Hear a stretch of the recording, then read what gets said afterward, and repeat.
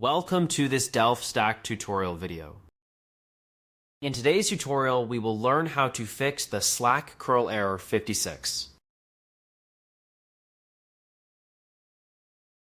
This error usually happens when the connection between your app and your Slack gets interrupted because of network instability, firewall restriction, or proxy issue. First, check your internet connection is stable and working properly.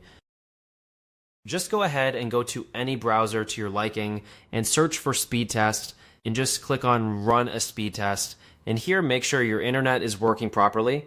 Disable any VPN or proxy if you are using one. And as you can see, I'm not using any VPN or proxy, but if you are, just go ahead and disable them and try again.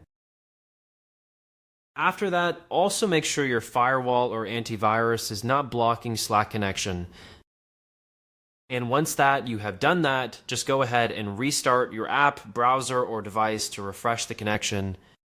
Also, update your Slack or the app that you are using to the latest version. So if you are using Chrome, just go ahead and update it to the latest version. And finally, reconnect to the network and test the API request once again. In most cases, the curl error 56 is fixed once the interrupted connection or blocked network path is resolved.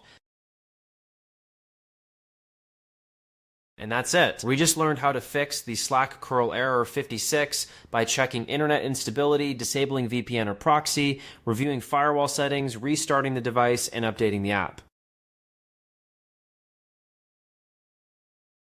Thanks for watching, and don't forget to check out the next Delph Stack tutorial video.